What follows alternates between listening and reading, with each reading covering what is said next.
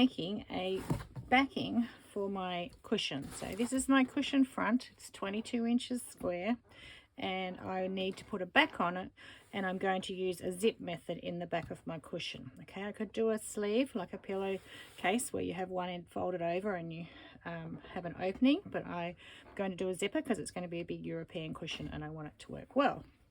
So I've cut my backing the same size as my front, but an inch larger, an inch wider. So I cut it in one piece like this, and it is the same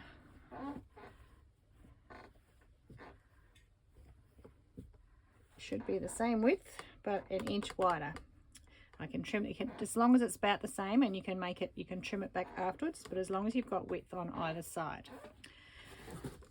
What I'm going to do now is put it right sides together, and it's a 22-inch cushion, might be 21.5 finished, and I only have, the longest zip I have here is an 18-inch, but that's fine. That's plenty of an opening to be able to get a cushion form, a pillow form inside it. But what I'm going to do is I'm going to place that on there, and I'm just going to mark just inside my zipper stop at that end and the end there just inside where the zipper stop is. So I've got a nice neat opening there. And then I'm going to go to the machine and I'm going to stitch. I'm going to stitch a normal stitch length to there, back tack, and then change to my longer stitch length, so a 5 until I get to here, back tack, and then stitch a normal stitch length to the end. And then I'll show you the next step after that. Okay, at my sewing machine, I've just done a straight stitch and a normal stitch length, and I've just got a blending thread. And I'm just going to start at the beginning, little back tack.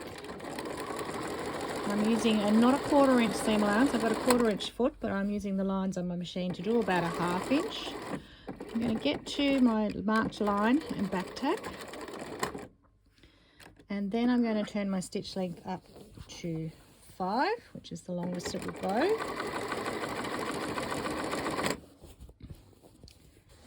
And keep stitching until I reach the other end.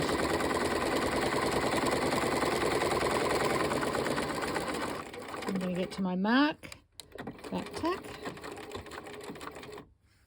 and go back to my normal stitch length and stitch off the end. Next step will be to take that to the ironing board and press open my seam allowances. Okay, here's my cushion back. See, it's just puckered there a little bit. That's because I had a big long stitch and it's like it's gathered it, which is what you do use for gathering. There's probably a bit of a tension issue on my machine. So I'm just going to press that, and then we press that nice wide seam allowance open.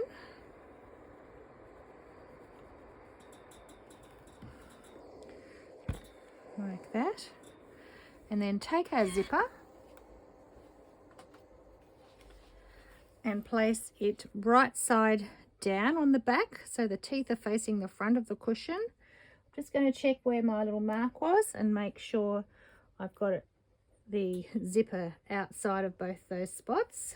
Just remove this staple that was in there from the tag. And then you can use some basting glue or some double-sided tape, just some Roxanne's, whatever you like, or you can just pin that. For now, I'll just put a couple of pins in.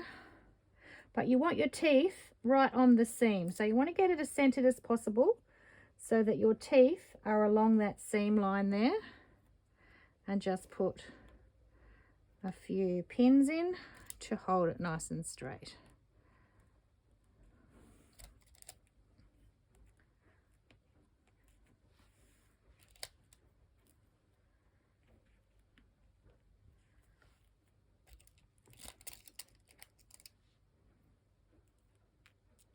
Just going to open that just a little bit.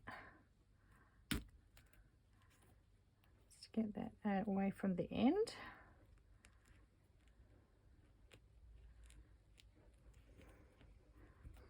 Okay, and then back to the machine.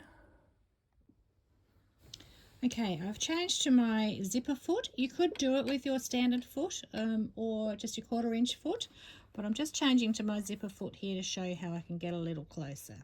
So I'm just going to start right at the edge,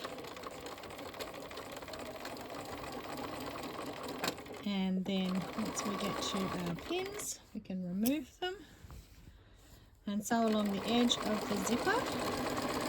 Not too tight, you can just use the edge of your foot against the edge of the zip pretty much.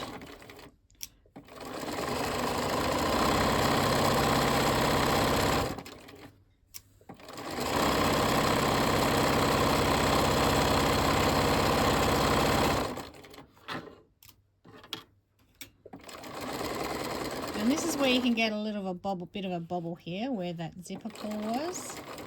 So we're just going to, haven't got my awl here, but we'll just use that to get past there, otherwise I'd use my awl.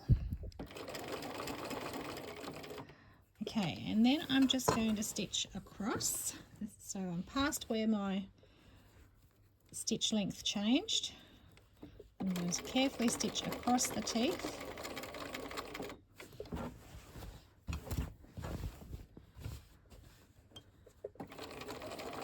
And then down the other side.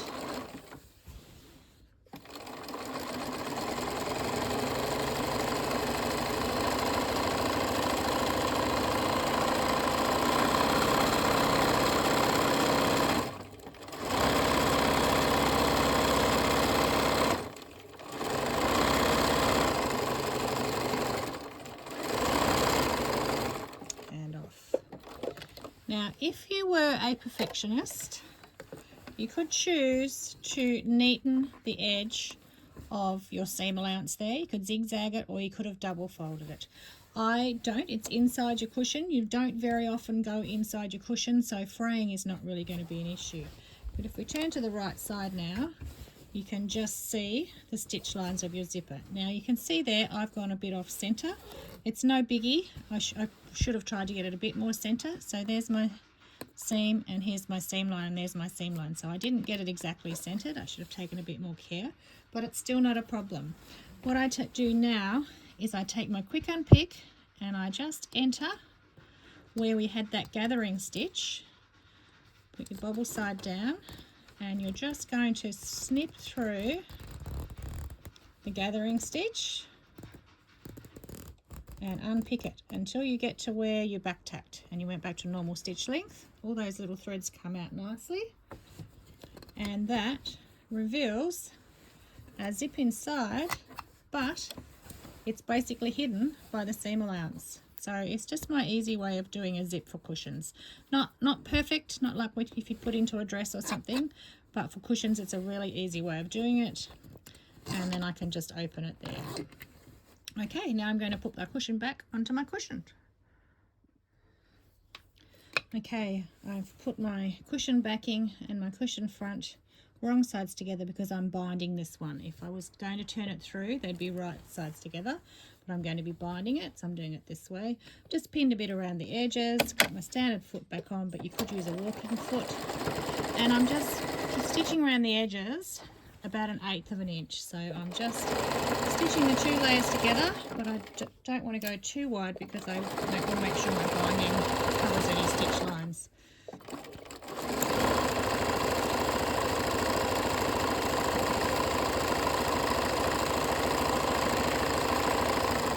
I'm using my awl just to make sure it feeds through nice and evenly and keeps everything nice and flat. Tricky with my camera in the way.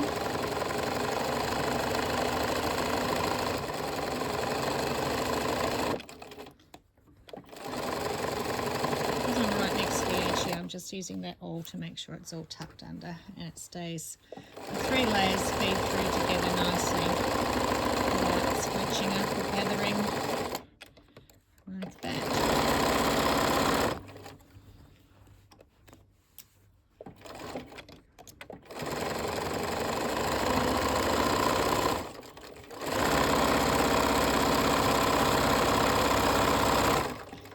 because I've got a layer of Pellin in there, or actually not Pellin, a layer of quilt batting in there, you could use your walking foot because you are stitching through quite a bit of thickness, and that's why it can pucker. The oil's helping with that, feeding it through. Now, I know my zipper stops are well away from the edge, so I don't have to worry about that, but if you had a zipper that the metal stops were right close to the edge because it was longer, you just have to be careful when you're stitching over the ends of the zipper.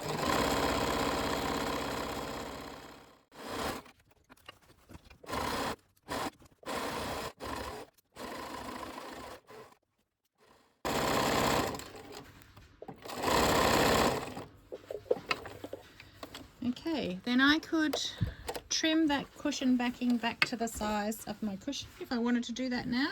See, it was slightly larger, so I've got plenty of room to move and I can trim it back, but I'm just going to go ahead and start with my binding straight away.